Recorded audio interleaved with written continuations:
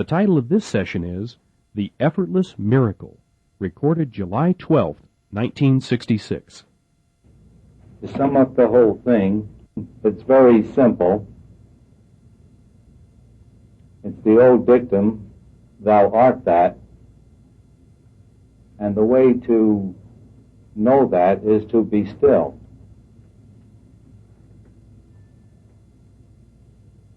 Being still is simply stilling of the mind until there are no more thoughts.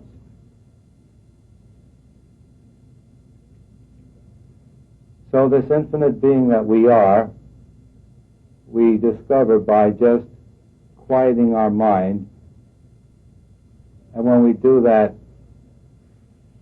the infinite self shines on its own, and where no thought rises, there we find God, our infinite self.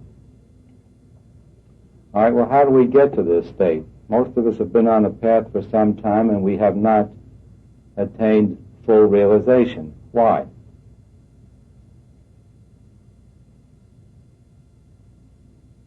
Why aren't we fully realized beings, knowing that within us is the infinite power, knowing that we want it, why aren't we fully realized?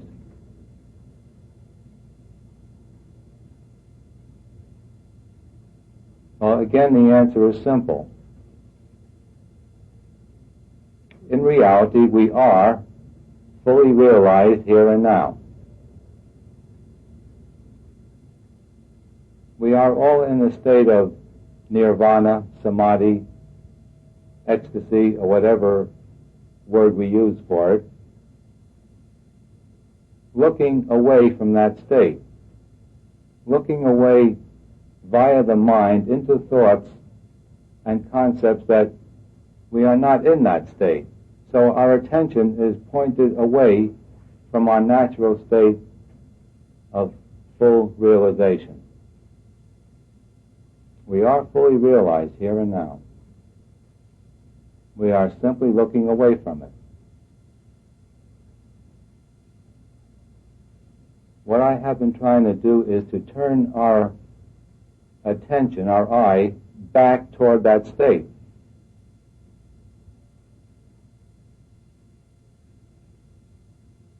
By giving you methods that can be used every day, all day, no matter what you're doing, these methods could be used. And they simply point us back in the direction wherein we can see who and what we are.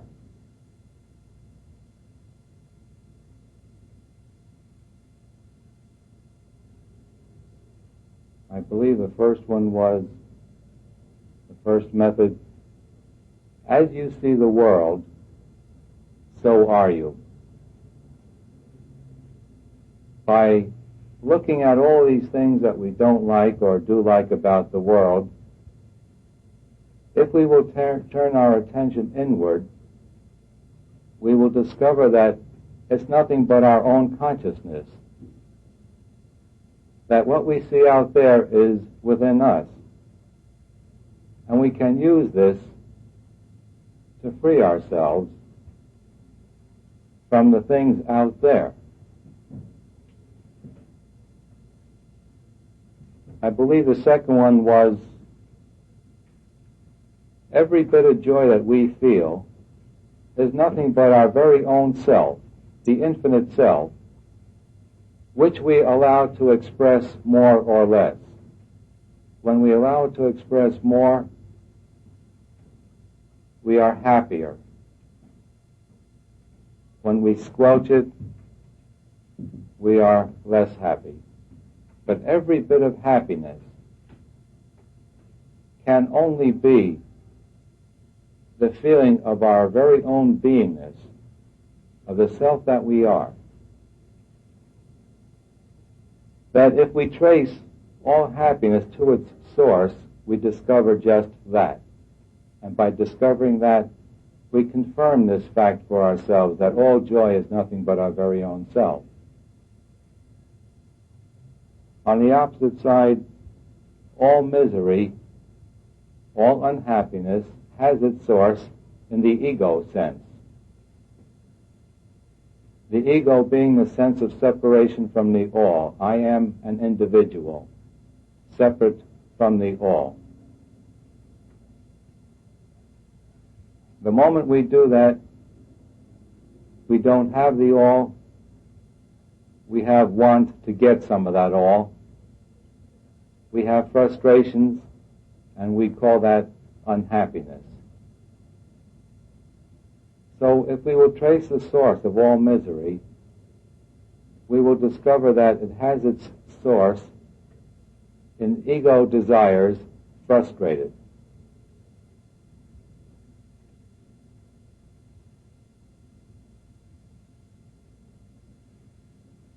Another meeting we had was on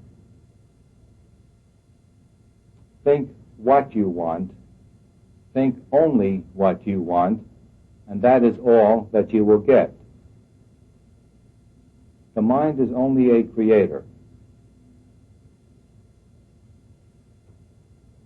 Whatever we hold in mind, we create. If we look into this, we discover this to be so. And when we see it for ourselves, then we become masters. Then all we do is just hold in mind the things we want, and that is all we get. We begin to let go of holding negative thoughts in our mind. We begin to let go of receiving negative things. But mind is only creative. It creates whatever we hold in mind. When we don't like it, we call it negative. When we like it, we call it positive. So if we would practice thinking only what we want, that is all that we would ever get. I think the one I'd suggest for tonight is related to freedom, liberation, moksha. The very top state of beingness is called liberation. What is it we want liberation from?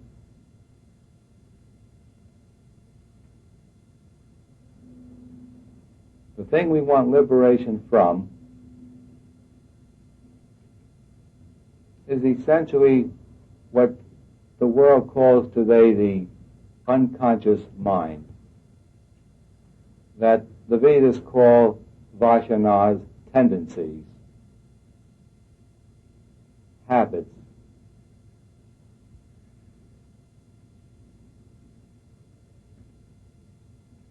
So this freedom that we are seeking is simply freedom from our own thought habits.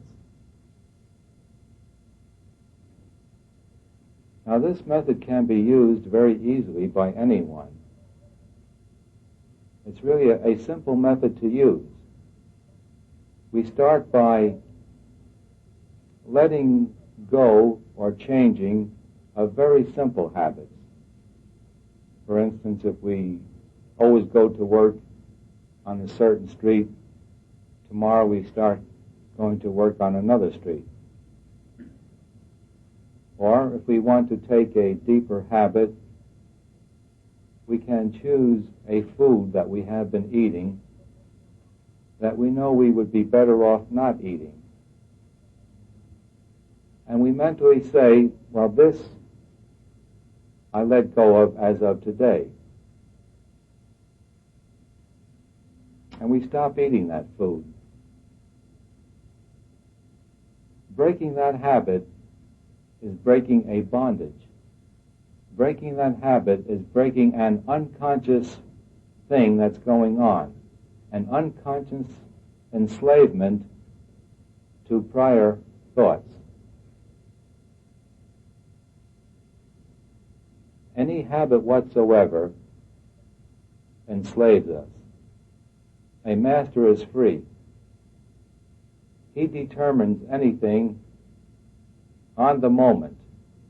in accordance with the circumstances that he meets at that moment.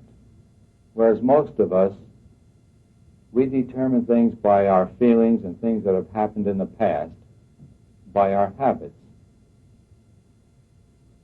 So by beginning to break habits, we begin to break bondages that are unconscious. I think this is a method that's excellent and can be used every day to free us. And eventually it would carry us all the way to complete realization. We would become totally free. There would be no more unconscious mind. There would be no more past tendencies.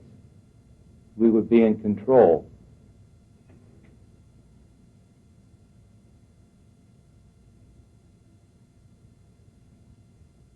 As I said, this is a relatively easy method because you can start with any habit you choose. You can start with an easy habit. As you practice it, it becomes more easy to do. Then you can go after deeper habits and deeper habits. Again, I say it's a very simple and practical method that can take us very, very far. Now, a master's body is a body of pure energy. And we look at it, and it looks exactly like our body. But in composition, it isn't. And if a scientist were able to look at it, he would see a far more purified state of energy where the total cells of the body are all in harmony.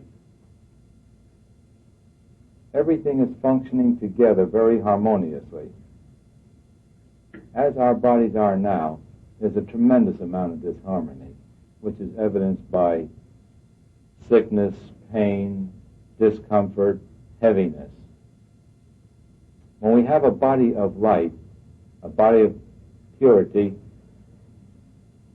we feel no weight in the body.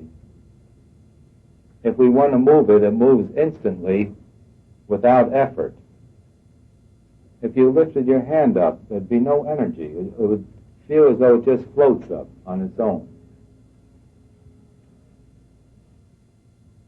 So there is a physical change that goes on in the body. It goes from gross matter into pure energy. Now, every master has a body of light.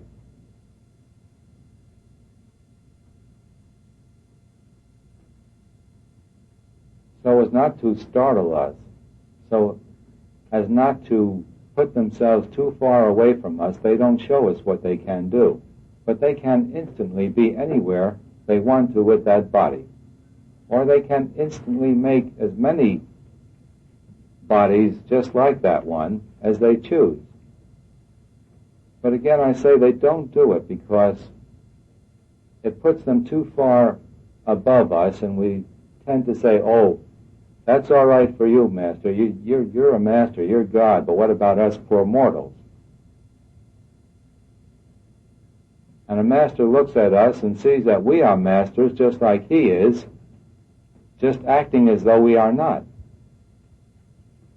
And so as not to put a gap between us, a master doesn't show what he can do with that body. But because that body is a body of pure energy, because it's in a state of harmony, he can do anything with that body without effort. On the other extreme, the more we go away from that state of harmony, the more effort, the more difficulty we have in moving the body. The extreme of which is sickness, and so forth and so on. Speaking of sickness, could you illustrate to us how, if I felt sick, for example, I would think of my body? Yes, if we feel sick, we can only feel that way if we have the thought, I am sick. Nothing but nothing manifests in this world without a thought prior to it. It is impossible to hold on to a sickness without holding on to the thought of that sickness. And the moment you let go of the thought of that sickness, no matter how severe it is, that sickness is gone. And I'm sure most of us have gone through situations where we were really aching and sick and something came about that took our interest intensely. We forgot about the sickness for a moment and felt fine. Anytime anything comes in that's of much more interest than the sickness, we forget it and the sickness is gone. I believe most of us have had experiences of that sort. The easiest thing in the universe to do is a miracle. And the reason for that is it is effortless.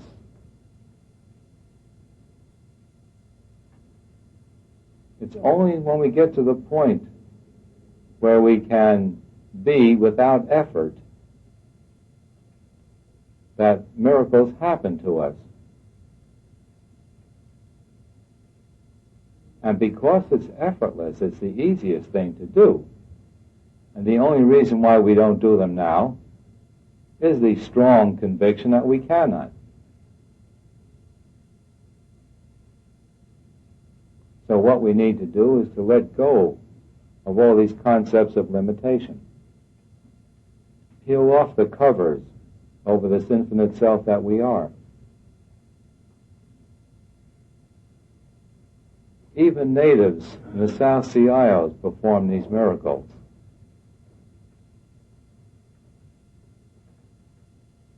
It doesn't take a master, it doesn't take a godlike person to do a miracle.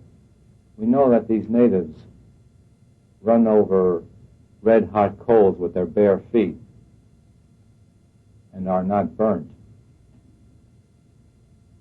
There are natives that use telepathy to talk from island to island.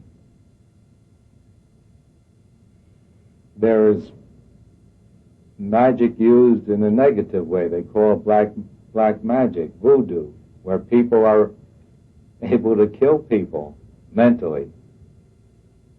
But I should say that no one can do anything to us mentally unless we accept that they can do it to us.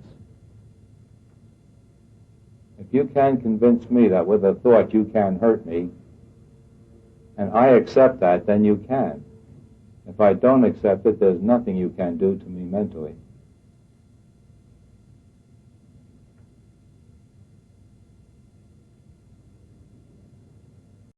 Now, the reason why natives who have no understanding of truth can use miracles is that each one of us has our base in God.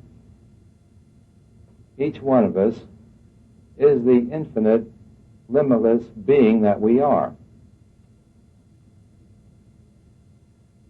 And therefore anyone can tap that source. But as we grow towards mastership, we become more and more conscious of this. And then we can use this with far more ease and to a much better direction. But I want to get back to the basic point of the evening.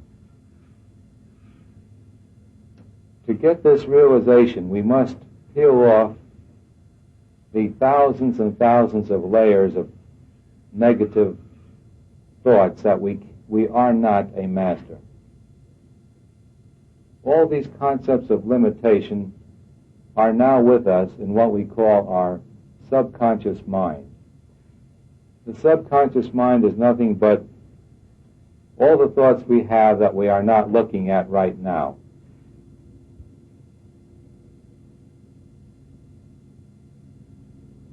Through necessity, for convenience, we have set up that mechanism of taking all the thoughts we are not interested in at the moment and pushing them to the background, which we call the subconscious mind. But unfortunately, the subconscious mind is active whether we look at it or not, and is effective, and is holding us down, even though we know we want to be totally free. We are not able to move into it immediately because of the accumulation of all these thoughts that we have pushed into the background and called the unconscious mind. Now, the way to undo this, as I said, is start with one habit. Begin breaking that habit tomorrow. When you succeed with that one habit, take another habit. You'll discover that there are hundreds and hundreds and hundreds of habits that we are enslaved to, and that each time we let go of one habit, we are a bit freer. We are one step closer to full freedom.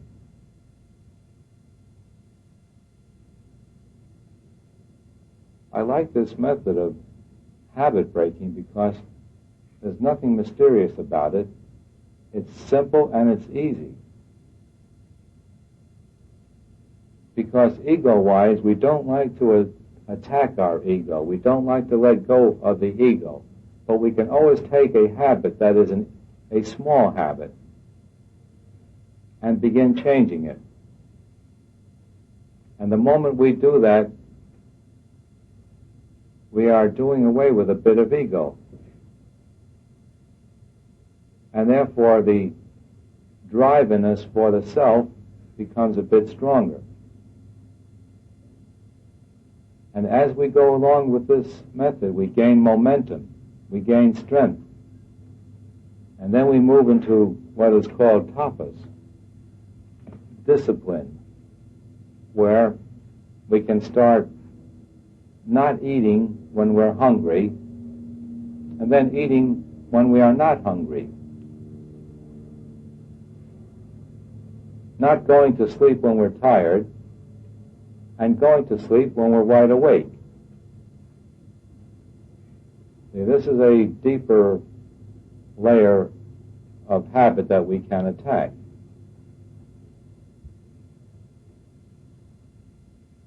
To use this method and to suffer under it is wrong. If I am a habitual smoker, and I say, well, I'm not going to smoke, and it just bothers me no end, I would be better off smoking than going through a constant trouble and struggle and negativity of thought, of wanting it and not having it. It would put me down rather than up. But when I start with these small habits of taking a different street, of doing something small, doing away with a small habit, then I find out that I am capable of breaking a habit. And each time I break one habit, it's easier to break the next. And then someday I can attack the smoking habit. I think the one we're on today is the easiest one so far, and is one that everyone can use every day. And if we start today, we are starting with definite steps on a road to freedom. By turning inward, we begin to discover this great being that we are. And then when we discover that and we look outward, we see no difference. There is no difference between in and out when we discover the truth. There's no difference between the spiritual and the material when we discover the absolute truth. It's all one and the same. There's a total elimination of all differences. The top state is a state of non-difference. No differentiation.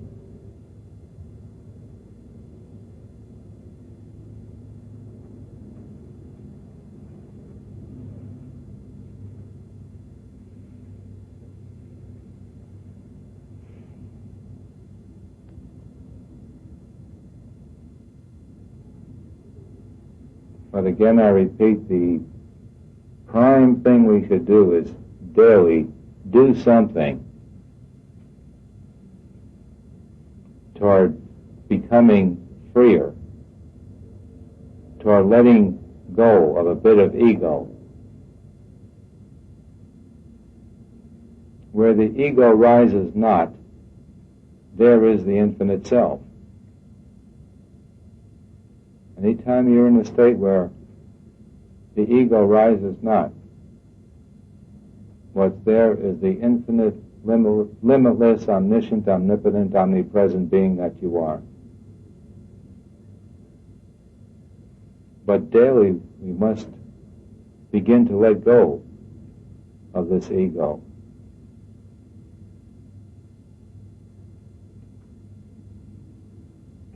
Daily we should let go of habits.